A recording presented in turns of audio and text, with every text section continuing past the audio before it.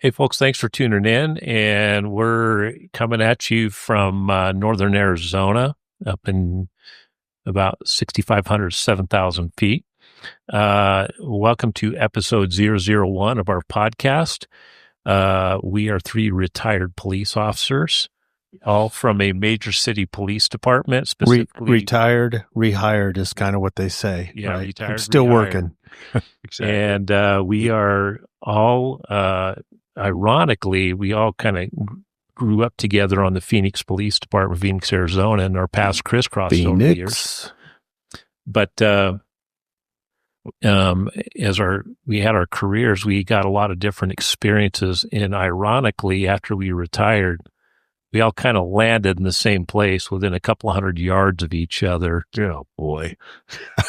So we got this wild idea about why don't we try a podcast like 10,000 other cops have done. And maybe we can do something that would be a little different, where we could kind of talk about topics of interest, not just other cops, but to the general public at large, where this could be kind of educational in nature. And so we started batting that idea around, I think. And I definitely think that was one of the ideas of the podcast. But I think the other idea was that, when you're out there working and a critical incident happens, right? Right. Typically, you can't say anything about it. They tell you not to talk about it. They tell you to be quiet, shut up, go away, that kind of thing. And so the media puts a spin on everything. Right. As is it Trump called it, right? Fake news, but there's a lot of fake news going on. And I think as a police officer, when I got involved in incidents, I was like, man, can someone just tell everybody what's really going on? Yeah, absolutely. And you felt like you didn't have a voice. So I hope we can be a voice for people. Right. We can actually kind of look into those shadows a little bit with some of those places that have some critical incidents that happen, police shootings, major incidents where somebody's getting beat up, tortured, whatever it looks like. Right. And shed some light on that as to really what might really be happening with that. So. Well, another thing, now that we're retired, we actually got our constitutional rights back. So we're allowed to talk. We don't have to follow policy. We can go out on social media and say what we really think. And as part of what we did as union guys, we kind of did that in a sense. But, if you think about it now, and all the things that we couldn't say that we'd like to say, but also to educate people so that they understand. And go back to what you said, Vic, about, with the fake news. Yeah, this is what you see on TV and this is what you hear, but this is what really happens. So we could tell that from our perspective because we've been there, we've done that, but also we're retired, so we're more at liberty to discuss things from that standpoint. Yeah, I can't tell you, man, how many times when I became a union rep where I would be out on the scene of a critical incident that had gone for hours and hours and hours, and I sat in a command van going through an internal affairs interview with a guy who'd just been in a very traumatic incident, a shooting. And then the next day, reading the news, and I'm like, this is totally screwed up, man. They got the story all wrong. They don't know what happened. Yeah, and they're just looking for the sound bites. They're just looking for something that sells, and it was not actually what happened. Right. Yeah, and a lot of times they're getting a very sanitized version from a department PIO. Just putting out some basic essentials to give a statement. But I was frustrated in the beginning because I remember going, man, I sat through a 2-hour interview with this guy. I know exactly what happened out there, but I couldn't talk about it either because there's gag orders on this stuff when investigations are being done. Ken, why is there gag orders? Why can nobody talk about it? What's the big deal? What the department will say is to preserve the integrity of the investigation. Yeah. They want to avoid what they call cross-contamination. Maybe everybody hasn't been interviewed, and they don't want people running around going, oh, here's what happened to me. What did you hear? And blah, blah, blah. Hey, Bob, you were on the scene. What happened with you? So there are good reasons, I think, a lot of times for locking it down, putting a lid on it. There's sometimes you just have to, especially get into, as you guys know, big, complex homicide cases, were a serial shooter case or something like that. I know there's a reason for it, but it doesn't feel good when you're the guy that they tell you that you cannot talk about it, right? Right. But it realistically is to protect everybody involved and really, it sounds corny, but protect the integrity of the investigation because, if I'm a witness and I saw something go down and someone else is saying what happened, it's kind of clear or similar to what I have said, then a lot of times I might take on some of their story and put it in my story and those kinds of things. Right. So you want to protect that. Yeah, they want an independent recollection from each person involved in the incident. Right. And that's one of those things that can happen. Well, I thought what I saw was this, but, now that I think about it, well, what he or she is saying, maybe that's how that happened. Yeah. So, and we're kind of getting a little ahead of ourselves here because we do have a show topic we want to cover to share with people. So let's do some quick intros real quick, and we can just tell people a little bit about who we are. My name's Ken Crane. I did 30 years in law enforcement. Why do you have to go first? No, just kidding. Because I wanted to. Somebody's got to do it. But before that, I served 4 years in the military. I was an Army officer. I was educated at Arizona State, got a bachelor's in criminal justice, later got a master's in education. And when I was in the Army, they paid me good money to do stuff like jump out of perfectly good airplanes. I went to jump school. I did all the grunt stuff. I went to Ranger school, was a platoon leader, an XO in an infantry unit, but decided I didn't want to make the Army career and got into law enforcement. So as the rest, as they say, is history. And I did that. So what led you to law enforcement when you were infantry? Well, I said, anything's got to be better than this. Sleeping in the mud, being cold, being hot, being wet. No, I got my degree in criminal justice at ASU. And so I always thought if I hadn't gone the military route that, I always thought police work was cool. I got to do some ride-alongs with different agencies while I was in college.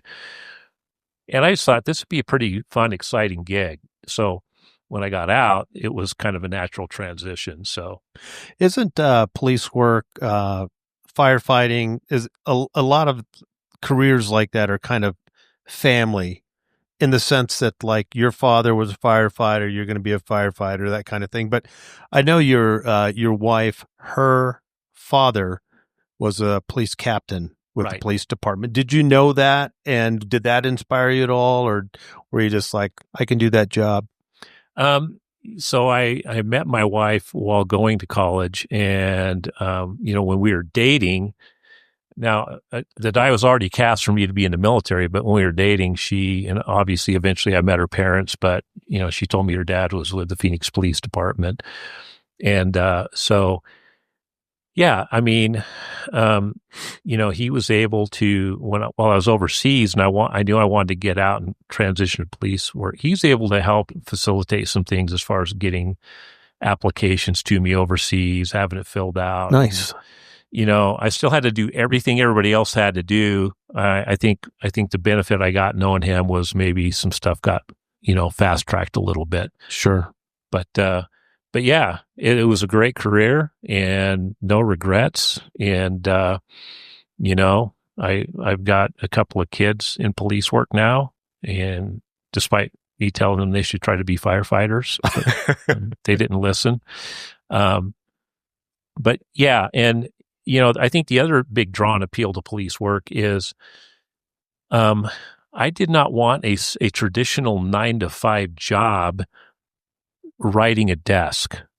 I wanted what I perceived, at least what I thought would be some adrenaline, some excitement, being able to drive around, interact with all kinds of different people. And that's kind of what you get to do in police work. So nice. So what about you? So I actually started life as a journeyman machinist.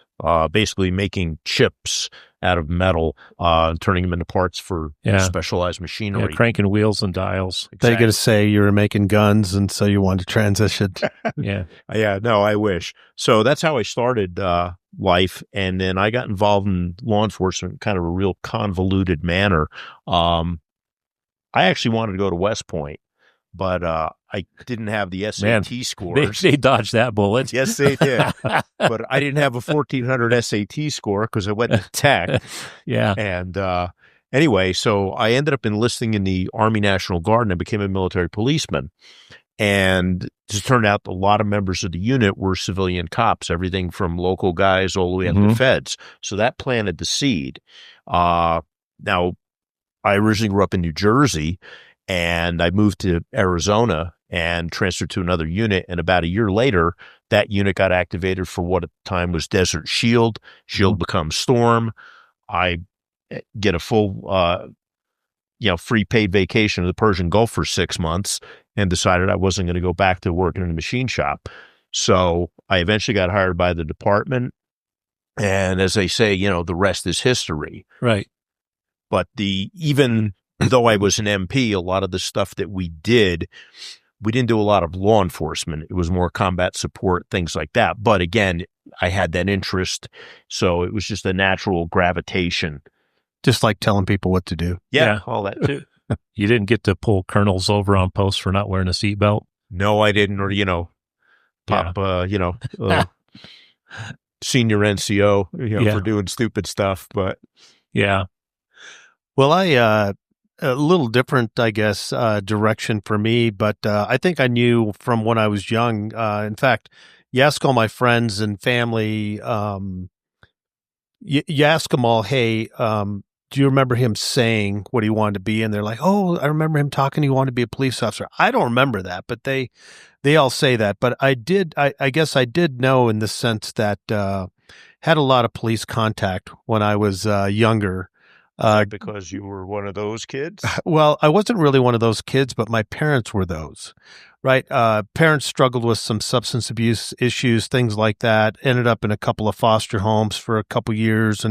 But we ended up having police come to the house quite a bit. And it was always when, somebody was in distress or, somebody needed an ambulance ride or someone needed to go to jail. And unfortunately, I always felt unsafe, right, in the home until they showed up and took someone to jail. And it was actually a pretty good night at that point in time. And I thought, I want to be that for somebody else. I want to help somebody else out. So that's kind of how I saw officers as, they're kind of our saviors, and so I just knew early on I wanted to do it. I didn't really think about it. I got busy working and having a family, and eventually I thought, man, I need to try to jump in now. So I worked Department of Corrections for about a year, but then got on the Phoenix Police Department, worked about 25 years. Great career.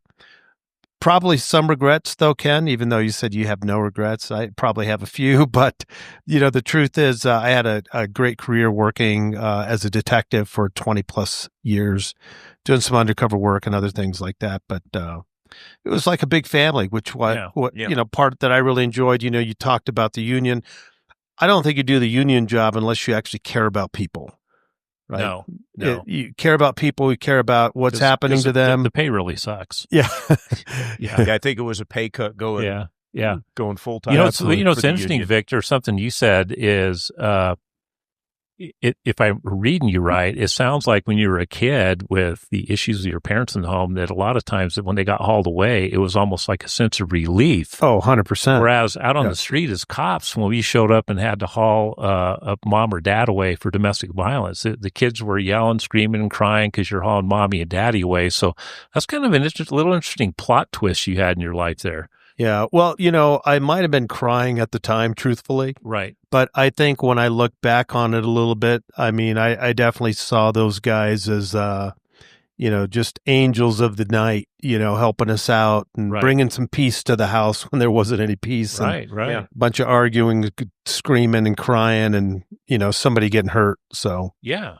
Yeah. And I remember, I don't remember specifically who it was, but I remember hearing a similar type of story from officers that I crossed paths with where, the police would show up and police were their savior. And you know what? That's what I want to do. So. Yeah, interestingly enough, I ended up patrolling some of the neighborhoods that my parents lived in, right? Some areas in South Phoenix, Central Phoenix. My father lived in the area that I worked for quite a while. In fact, on the weekend, it was interesting because, we all know East Van Buren was a place where there's a lot of prostitution. And my father lived, a block off of Van Buren. So on my days off, I went to go see my father, and a young patrol officer that saw me driving my personal car on Van Buren and into the neighborhoods, pulled me over. And it's almost like he felt he was saving me. He's like, "Hey, what's going on, man? Is everything okay?" And I was like, yeah. What do you mean? I was like, my dad lives right there. I was just come to visit my dad. It's like, oh, like a sense of relief, like, oh, good. This guy wasn't out here doing anything real bad, Yeah. So, well, interesting. So, and you mentioned that early in your career prior to police, you worked for Department of Corrections. Didn't you work with like death row inmates and stuff like that? Yeah. That was probably the worst job I ever had. Really? Yeah. Early on, I wanted to be a police officer, and I was working as custom cabinet maker. I know you were, like myself, blue collar worker, and did that for about 5 years. And when I started testing for the police department, I kept hearing the same thing. You don't really have any experience in this at all, and I didn't have any education for sure. I had a high school diploma, so I didn't have a lot of things that, I'm sure there's other people outscoring me in certain places. And so I thought, man, I got to get some experience. And in my head, I thought quasi police, at least working with some bad folks in the community or out of the community, maybe get on with the Department of Corrections. And so I did. I got hired by them, and I worked for them for about a year. I did work in a place that's modeled after Pelican Bay in California. It was called SMU, Special Management Unit, and it was for people that were violent offenders on death row. Yeah. So you worked on the inside of the walls.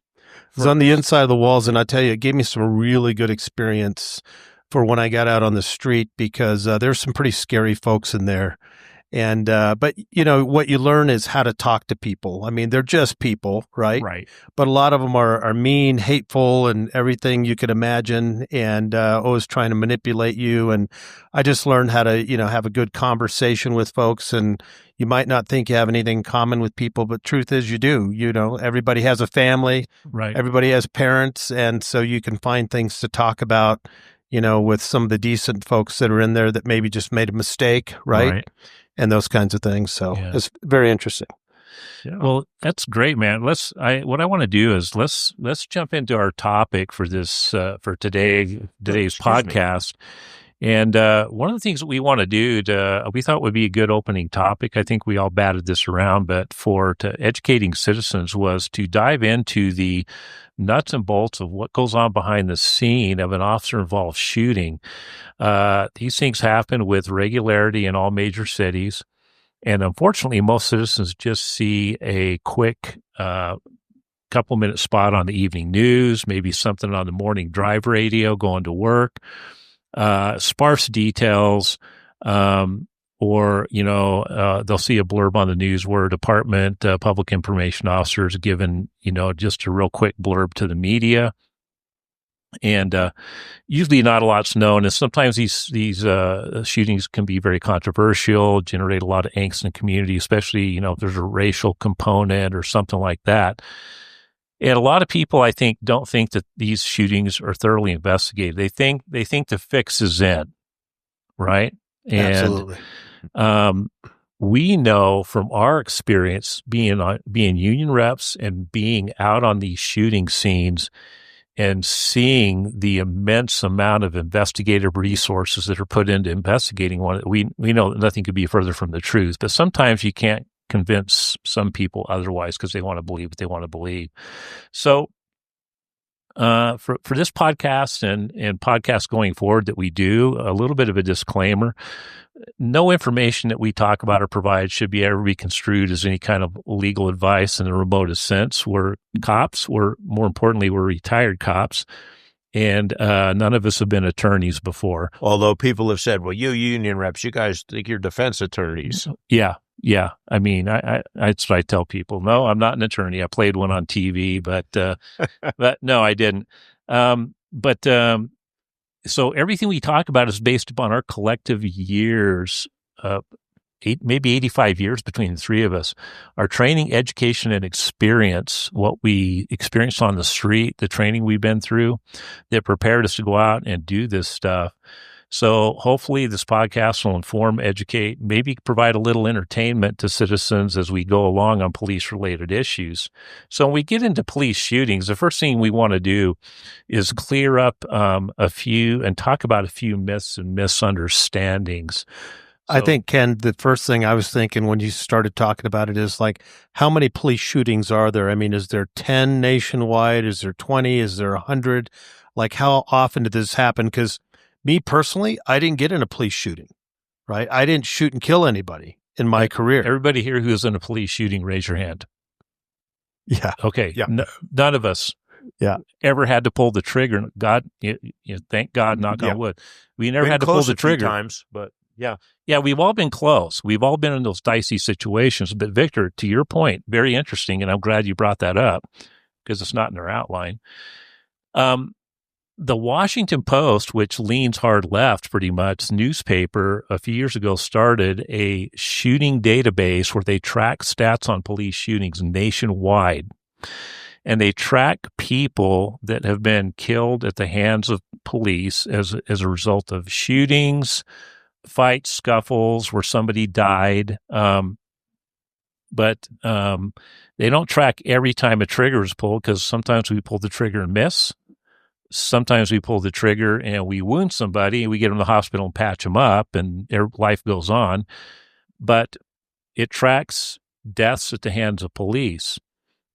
And on average, in America, every year, police nationwide, out of a population of 330 million citizens, kill approximately 1,000 citizens in a year. And if you do the math, it comes out to, and I've done it before, it comes out to like 0.00001% of the population that gets killed by police every year. But yet the media would have you believe that cops go out there every day and we're just killing people. Oh yeah, we're slaughtering people in the streets. The streets are running red with blood. Especially unarmed minority people. Correct. Yeah. And it's interesting because if you go to that Washington Post database, it's pretty slick. It's pretty cool. You can track it and say how many people were killed, how many women were killed, how many Latina women were killed. I mean, they got all these filters broke down in there where you can just filter and filter and filter. And when you get down to the classic example we always hear about, unarmed black men getting shot by the police, it literally comes out to about maybe 20 to 30 on average per year. Okay. Which is 20 or 30 too many people getting shot, right? I mean, we talk about things, we talk about shootings, but I mean, the truth is, any one time is not a good thing. And that's probably why so many resources are actually put behind when an officer does get involved in a shooting, right? Because we have all been part of the shooting process. I have been on scene when my partner shot and killed someone, right? But I didn't shoot because there was people in my line of sight. In fact, as we talk about it, it's probably in my mind one of the most frustrating things that's ever happened to me. In fact, I was so mad because I couldn't help the people that were being threatened with this bad guy and a gun, and I couldn't take care of business. Right. So I felt, in a sense, inadequate because everything that I had learned, everything that I've done was prepared for this moment to be able to help innocent people, and I couldn't pull the trigger because I would have possibly hurt somebody else. Luckily, my partner, the guy that was there that I was working an off-duty job, shot and killed the suspect and, did away with the threat, and he didn't end up hurting anybody else. But, pretty interesting. Yeah, absolutely. For it's sure. like I was on the backside of a shooting where started out as a stolen vehicle call, turned out to be a home invasion, and there were two vehicles involved. And what ended up happening, the vehicles split off. I ended up following the vehicle that we knew was stolen, and another officer on my squad followed this vehicle that had been kind of tailing it. Yeah. We really didn't know the involvement of it until they both pulled into the same piece of property. The car pulled in the driveway in the front, truck pulled in the backyard through the alley in the back. So while I'm with a second officer pulling the bad guy out of the stolen truck, there's an officer involved shooting in the driveway because that driver of that other vehicle came out of the car, pointed a gun at the officer on my squad. And it's like, wow, and I kind of like, well, maybe I should have gone with him instead of going with the guy in the backyard.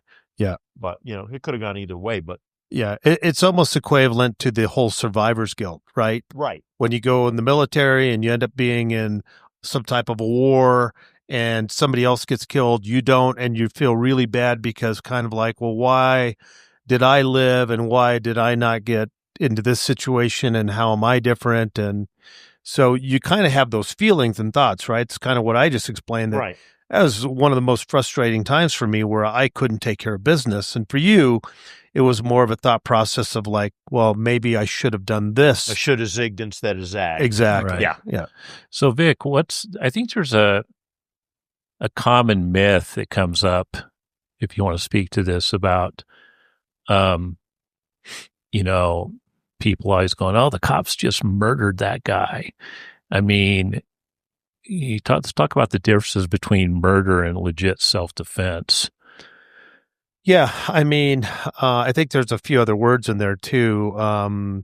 But, justified, I guess, could kind of rings a bell. But I think that's exactly what happens is sometimes you hear about a particular homicide where an innocent man is shot and killed and suspect gets away, those kinds of things. But when you're talking about police shooting, right, you're talking about very specific, right, whether or not the officer was justified in using that type of force, right? Right. So as I think about that, yeah, go ahead, Ken. No, I mean, well, you'll also hear the term justifiable homicide. Yeah, absolutely.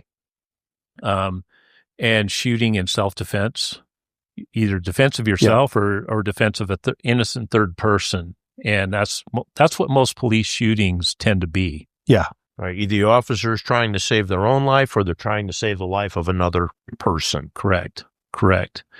And then, how's murder defined legally? I mean, I think Black's Law Dictionary, I had a note here. It's the unlawful killing of a human being with malice aforethought. In other words, you have to think about what your action is. I'm going to do this. I'm going to try to kill that person, and then you do it. That's murder defined in simple terms with a legalistic definition. And that we parse it out from there when we talk about manslaughter charges, where I tell people in concealed carry classes, manslaughter is kind of like, in simple terms, kind of like accidental killing. Yes.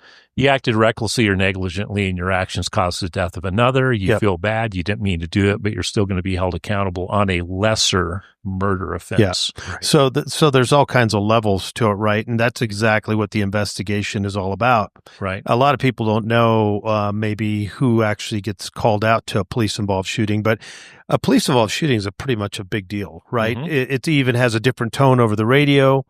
And as soon as everybody hears it, I mean, you got police chiefs going there, you've got council members, you've got mayors, you've got union reps, you got all kinds of folks going to that. And you have people like the county attorney, right, that's going to go to that. And their sole purpose is to what? Try to figure out whether or not this officer broke the law or if he acted within the confines of, his city code, state code, those types of things, right? Right. Yeah. Well, what I tell people, in a major, and we're probably getting a little ahead of ourselves, but in a major city police shooting, there's a lot of resources that can be brought to bear fast to be put on the scene. But one of the other myths I wanted to get out of the way was the issue of shoot to kill. Right. So you'll hear that all the time. When officers are trained to shoot to kill, No, we are not trained to shoot to kill. Police officers are trained to shoot to stop the threat. And what that means is, and where do most people get their idea of what happens in a police shooting? And this is something that I cover when I teach concealed carry. They get what they believe from the media. They get what they believe from Hollywood, TV, and movie shows. And we've all seen it, bad guy versus cop, and the cop fires one round, and the bad guy goes 6 feet through the air, through the window of the coffee shop, and ends up on the floor, and he's dead. Well, it doesn't work that way, and there's a number of dynamics that we can always get into later on, but we shoot to stop that threat. And whether that's one shot, two shots, or maybe three or four or more, because the human body is a very unique creation. It's able to withstand a lot of damage, and the person can still survive. But no, we do not shoot to kill.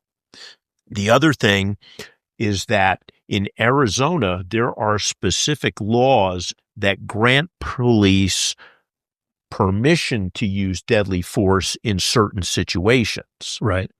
So that's the whole object of the investigation, is to determine, did the officer violate the law? Were they justified in using deadly force? It's kind of crazy that the laws, the way they were written, tell me as a police officer that I actually can shoot and to stop someone, but they might die in the result of doing that. Right. Right. Like I've got the license, and that's where that funny saying is, license to kill, for James Bond. Right. But we, in a sense, got that license where we can use that force on someone if we have to stop a threat. Right. Right. Think but about it. On the other side of that, very thankful that that's not on my soul. I don't have to carry that because I didn't have to use that deadly force, right? We had to do a lot of things, and a lot of things, I can remember the things that were tough to do and hard to do, and situations having to do with families and individuals, and life's crushed and hurt, and people going to jail and to prison and all that. But I mean, there's one thing I'm thankful I didn't have to do,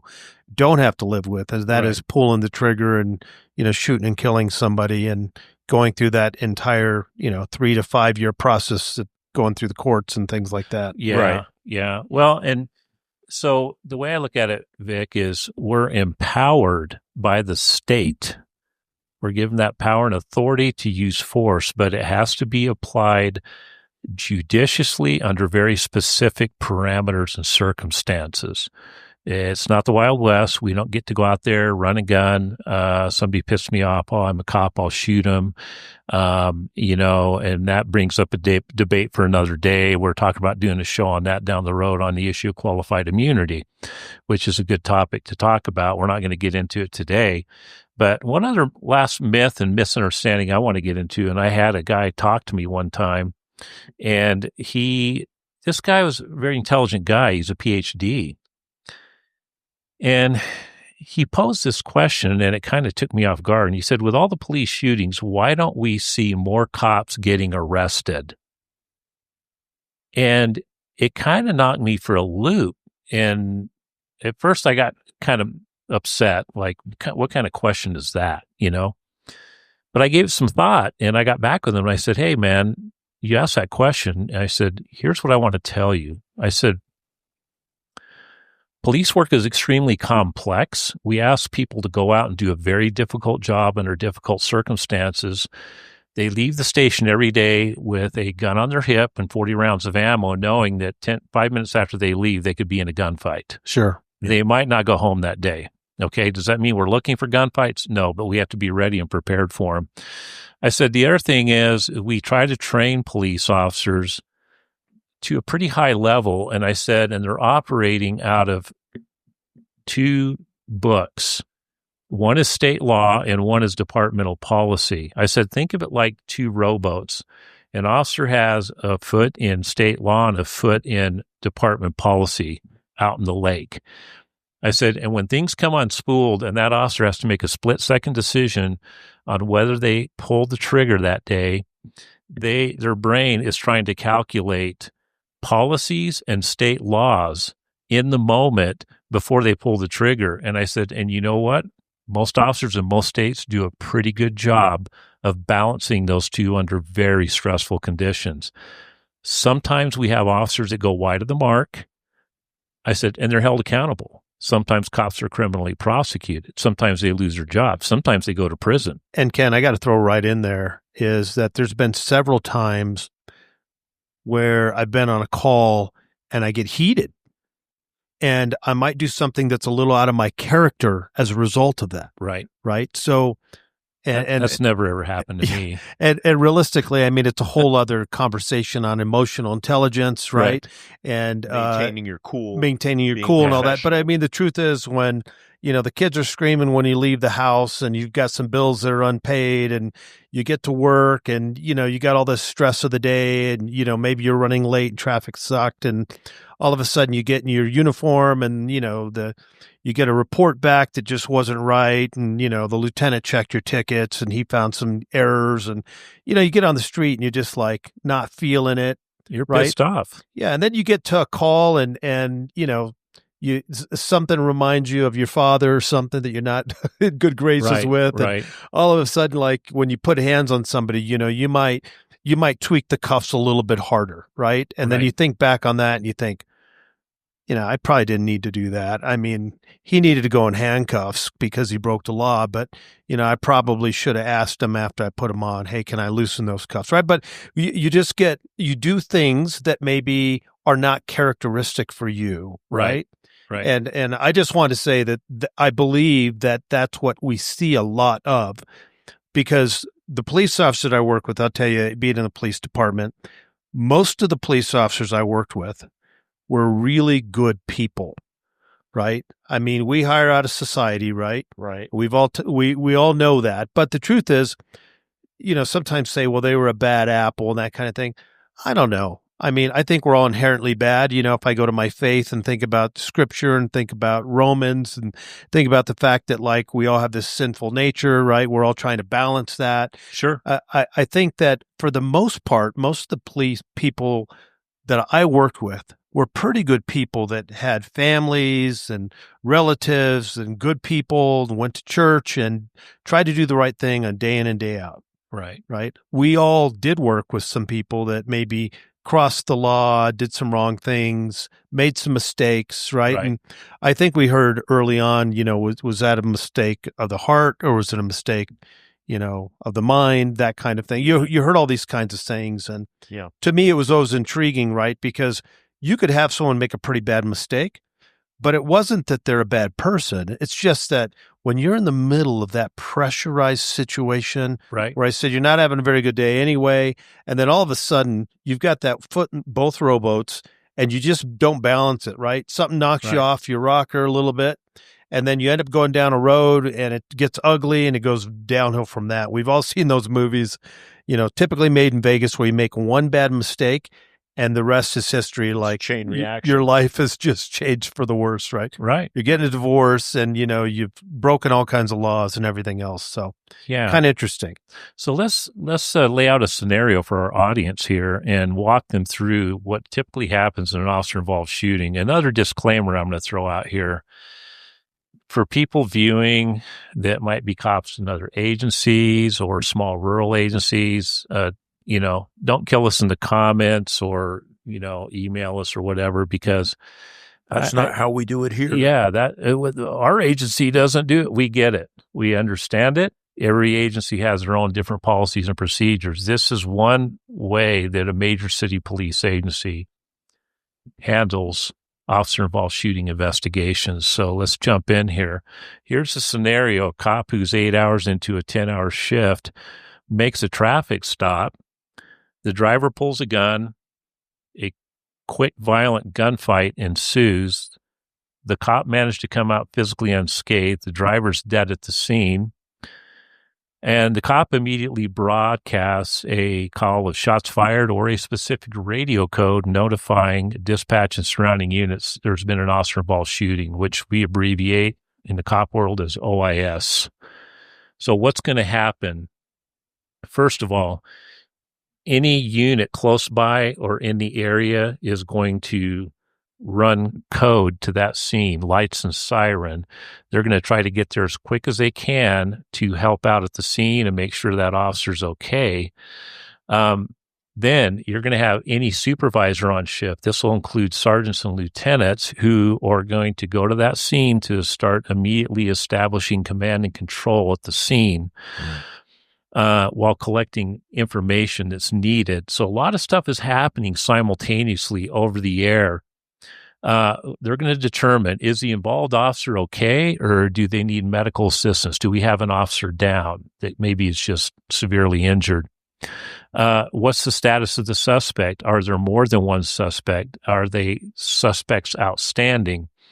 Then they're going to be, again, establishing inner and outer perimeters and calling for additional police department assets as needed. That could be canine units to do searches. It could be SWAT teams. It could be helicopter air support units.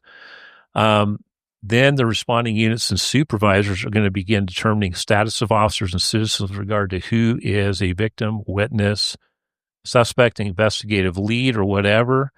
And involved officers will be separated. Okay. Now, with that, and the reason involved officers are separated, again, we talked earlier about shooting scenes and cross-contamination. It's not that they don't trust the officers, but you don't want officers talking rapid fire to each other and cross-contaminating or polluting each other's memories with what happened, because Frank and I could have been on the scene within close proximity. And I'm like, oh, did you see that, man? This dude did this, this, and this. Well, maybe he didn't see it, but subconsciously, I've just put some thoughts in his mind that 2 hours later, when he gets interviewed, he'll go, yeah, and I think this happened too. I'm pretty sure this happened, and he never really saw it.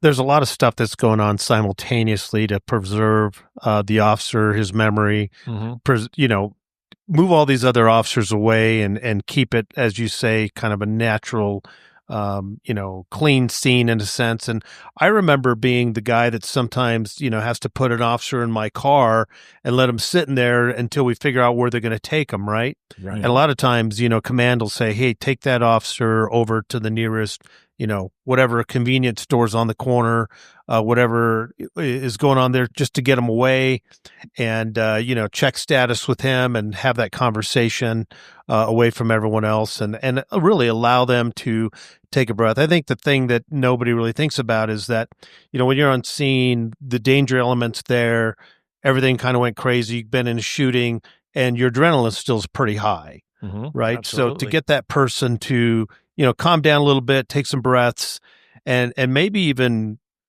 call his family and let him know that, hey, I'm okay. I did get in a serious incident, but I just want to let you know I'm fine. I'm going to be probably 12 hours late to get home, those kinds of things. Right. You know how those investigations go. Well, back in the day, I remember it was always some sergeant would take the shooter to a Denny's coffee shop. Yeah. Take him to the Denny's, because it was a 24-hour all-night place. So they would just sit him down and because you're doing a couple things. Maybe this guy just shot and killed somebody. Do you want to sit him in a car where he's sitting there staring at the dude he just killed for 8 hours? So you want to get him out of that environment so they can really decompress and de-stress. And what's typically going to happen is that supervisor that's with that person is going to talk about anything and everything but the shooting. Yeah, exactly. absolutely. They're going to talk about sports. They're going to talk about your family. What did your family like to do? Anything under the sun, but they are not going to turn the coffee shop getaway into an interrogation or an investigation. And a lot of times cops feel the need to start, and I've seen it, man, where it's like they're high on meth and they feel this need to run off the mouth and start talking about everything. And I've seen people shut them down and go, just stop. I don't want to hear about what happened. Yeah. I don't need to hear about what happened. Plus, you may not want to be a witness to that. Correct. Right, because now you're going to be part of that investigative process because they told you something. So, Vic, why don't you get into what all these notifications that are made? I mean, who typically gets called out to a shooting scene? Yeah, well, as I said, it's a pretty big deal, right? Different radio tone is put out citywide. You sometimes have 20, 30, 40 officers that'll respond to this, and sometimes when needed, especially if you need to set up a perimeter, if you've got 10, 15, 20 guests, or not guests, but witnesses there, each one's going to have to go with a particular officer, and they're going to have to separate them. So there's all kinds of folks like that. But I think what happens is, because usually in a city, there's people that care, right? You've got city council folks, you got mayors, you got governors, you got people that actually care about the police and they support them, and sometimes political. Sometimes they just want to show that, oh, I'm here to support the police, Right. that kind of thing. They don't So always do that, but yeah. But you have all kinds of folks like that actually respond, and it's a huge response from the police department in itself. Right. Besides the initial officers, you get the fire departments as well, and you get detectives, and everybody starts doing call outs and those types of things, and everybody gets notified that's going to need to investigate it. And that's a whole group of folks. It's homicide investigators, it's internal affair investigators, it's union representatives, it's those kinds of folks. But everybody's going to get notified and get rolling out there. Sometimes you're going to have a briefing with 30, 40, 50 people. Right. With the detectives. Yeah. And they also call, I was a standby union rep for many shootings. I'd get that call 2 a.m. Hey, we've had an officer involved shooting, 998, 999, whatever it was, radio code. And here's the location. Here's where the command post is at. And the first thing I did when I got off the phone was I called the union attorney. We had special attorneys that were under contract, and these were oftentimes defense attorneys from the civilian sector that we had brought on. They had agreed to work under contract to provide criminal defense. So every time an officer's involved in a shooting, if they were a union member, then we rolled an attorney to the scene. And then we'd also, in Phoenix, I know we'd roll the police chaplain out there. And one of the things, Vic, on this list that I wanted you to talk to specifically is we had a unit in Phoenix called EAU, Employee Assistance Unit, and I think you were part of that for a while. Yeah, I was part of that unit for about a year, and typically the Employee Assistance Unit is almost like an EAP for the police department. It's a bunch of detectives that work there and get call-outs, and their main job is to just check on the mental health of the police officers themselves that are involved in critical incidents. For listeners, what is EAP? EAP is assistance. It's an employee assistance program. Yeah, right, thank you. Okay. Yeah, so it was kind of the same thing, but it was more specifically for police officers. So the city had an EAP, but then the police department had their own because, we're a whole different culture. Right. And so these detectives were trained up and they would go out to these critical incidents, and they specifically would be there if they felt the officer needed any kind of mental health assistance, if they needed some resources and those types of things. And they would go out and, if you think about it, there's going to be a lot of people over that short period of time that are going to be pulling at that officer. So not only do they go through a critical incident, but that next 6, 8, 10, 12 hours are going to be pretty significant. So, they're there to remind them, hey, did you get some water? Can we get you some food? Did you call your family? Right. Do you need to go to the bathroom? All those basic, simple needs, they help make sure that that's provided for. The other thing they do is most police departments, fire departments use a program called Critical Incident Stress. I'm sorry, that's a different one. CISM, yeah, Critical Incident Stress Management. Yes. It's a program that's basically made up to help officers process while at a scene, right? So, you talked about an officer at a scene starts talking about what happened. Well, a CISM person, typically someone on EAU, is actually trained, and they have the same rights as privileges, I guess, as attorney-client privilege, right? As well as chaplains and things like that. So if I was an employee assistance unit out there talking to an officer involved in a shooting, I wouldn't need to be a witness. Anything he says to me, I don't have to repeat it because it's under the guise of mental health. Right. So and if I'm not mistaken, Victor, didn't we get that codified into state law in Arizona? yes, I mean, absolutely. it's literally in our state law that if you're a crisis counselor on scene in an official capacity, that if people are talking about stuff like that, that a homicide detective can't come up and go, Sure. okay, tell me what he told you. No, exactly. Right. Exactly. And, interestingly enough, the CISM model is a really good model in that you're actually taught not to ask questions. Right. But some people actually need to talk about what happened or they're going to go crazy, right? They need to get something out and get it off their chest. So, you learned as part of the CISM model is you would say things like, hey, man, it seemed like it was a really tough night for you. Mm-hmm. They might say, yeah, it was pretty crazy. Or they might say, yeah, it was tough, man. It was the toughest decision I ever had to make in my life. And I can't believe it happened to me. Right. And they may go on, but you don't ask questions of them. You just allow them to, if they want to tell their story or say whatever they want to say, if they feel like getting it off their chest. So it was a really important unit in that sense because everybody else is there to get something from the officer. But the employee assistance unit, those detectives are there to give something to the officer. Right. And help them through that process. Yeah. I guess the last part of that is within the next 72 hours, there's actually going to be a debriefing. So that's where you would get people that maybe respond on the fire department, all the officers on scene, some of the command staff. You would get maybe the police dispatcher, any 911 call takers that maybe got some calls reference that.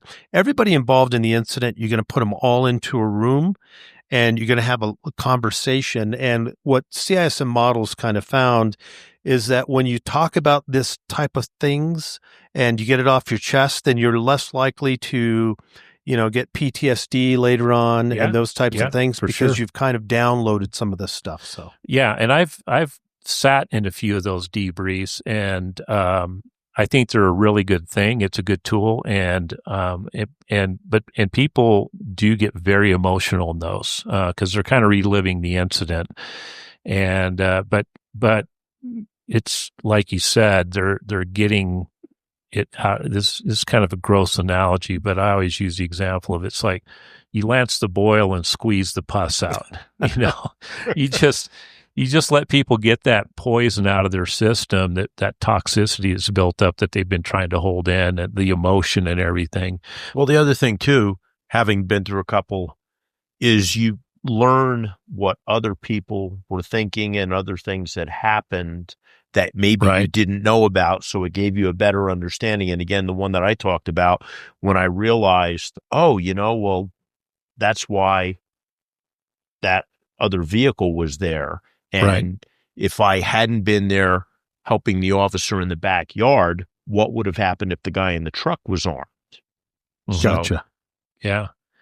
Kind of helped you put things to bed a little bit. Put things to bed, put things to rest, and gives you a better understanding of what happened overall. I've seen these debriefs where sometimes people will be upset because Officer X didn't do something people thought they should have done. But when it's their turn to talk, they go, oh, well, here's what happened with me. I was doing this, this, and this. And once everything gets out, people go, oh, yeah, I didn't know that. Yeah. And I think it's important, Kenny, is anytime you do one of these debriefs, is you make it very specific to where you do not talk about tactics. Right. Because that's very important to officers. And we're always second guessing what we did and what we should have done and those kinds of things. And it's really important to talk about, but it's not this space that you do that conversation. Right. That's a later conversation through tactics training and those other things that, you can do. But in a CISM debrief, we definitely make sure that people are not talking about tactics. And anytime they start doing it, we actually tell them to kind of bring it down and like maybe ask them something specifically like, what were you thinking when this happened? And what was it that you did this for? And those kinds of things to kind of pull them back from the that. Emotional component. Yes. Right. So, so we've talked about, this beast that gets awakened at 2 a.m. and that all these people show up. And to me, this is when it sucks to be a politician in the city, because if you show up, you're grandstanding for political brownie points. And if you don't show up, you didn't care. Right. And so sometimes those guys are just damned if they do and damned if they don't. So Frank, let's talk about on the scene, while all these people show up, what starts to happen then? Well, one of the first things that's going to happen is the first responding supervisor that gets there, and it may be the officer's immediate supervisor. It could be a supervisor from another precinct. Mm-hmm. They're going to get what they call a public safety statement from the officer. And the objective of the public safety statement is basically a real crib notes of what happened. But they don't go into detail. They don't ask a lot of questions other than how many suspects were there? Is anybody outstanding? Right. Are you injured? So that they can verify whether or not we need to expand our perimeter. We Correct. need to start looking for other people because they fled the scene, things like that. Also, we had mentioned it earlier, is that officers who were directly involved in the shooting as those who pulled the trigger, whether it's one or multiple officers, they will be separated. Right. As will witness officers to avoid any kind of cross-contamination. Right. As part of keeping the investigative integrity. And then once the detectives that get there, because homicide detectives are going to assume the investigation, that's part of their responsibilities. Right. You're going to have one detective is going to be designated as case agent. And what they will do is they will control the overall investigation. Then you have a scene detective or detectives, depending on the size of the scene. You may have multiple scenes involved in that shooting. Correct. Where they're going to assist in collecting evidence, and they will also supervise the crime scene technicians who are, at least in Phoenix, they are civilians, but they do crime scene photography. They process the evidence. You may have to draw a search warrant if it involves a vehicle or a building. You can't just go in there and, all right, we're going to come in and, get what we want. You have to get a search warrant. Yeah. And then also they're going to go through the process of trying to locate and interview any other witnesses in addition to what the officers have made contact with. Another thing, too, now in the day of digital surveillance, there may be camera footage other than the officer's body cam footage. Yeah, like every Ring doorbell on the block. Yeah, exactly.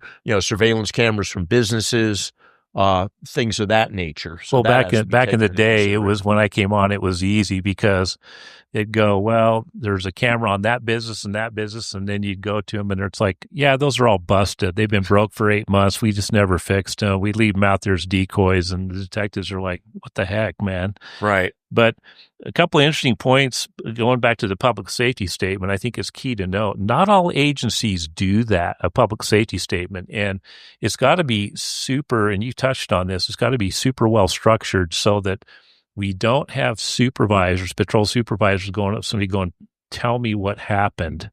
Because now you're conducting an investigation before that officer's had access to an attorney right after they pulled the trigger and shot somebody. So public safety statements are structured like, how many were there? Are they armed? Are any still outstanding? Which direction did they go? Can you give us clothing descriptions? Were they in a vehicle? Is the vehicle still here? Which way did it go? All that stuff like that for the safety of the general public. That's what differentiates, I think, a PSS from an interview. And then you hit on something else really good, Frank. Sometimes there can be multiple scenes. There can be the scene of the shooting, the scene where they found the car dumped, a blood trail from the car, and then the call from the local hospital where a gunshot victim just got dumped off at the doors. So now you've got 3 or 4 crime scenes to manage, and you need detectives at all those scenes. Yeah. And you also need officers to secure those scenes. Well, yeah, you got to have crime scene tape repairmen, as they used to call us, to sit there and secure those scenes and make sure if there's any evidence there that it doesn't get, contaminated or picked up or whatever. Vic, maybe you could get into what happens, with the shooter officers, typically at a shooting scene once they start the investigation. I'll do that right when we come back. Okay. We're to take a break right after this word from our sponsor. Okay, we ready? Okay, we're back, and what we're going to do is we're going to use this as a break point right now for this episode. We've got a couple more pages of bullet points to cover here to explain all the nuts and bolts of what happens in an OIS. We do want to finish it out in its totality so you as citizens have the complete picture of what happens. So probably in the next coming days, weeks, etc., we'll sit down to do part 2 of this podcast. And so we'll drop the first segment because it was about an hour, I think, on the first one. And then we'll finish the second one out so that we got the whole story for you. And we'll go from there.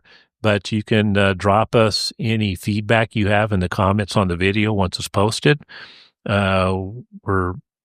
We'd love to hear what you think about this, whether you think it's a worthwhile topic or not. So hit us up in the comments. If you think it's really good or people could benefit, hit the like and share button on the video and start sending this around, and we'll get part 2 going pretty soon. Sounds good. Sounds like a plan. All right.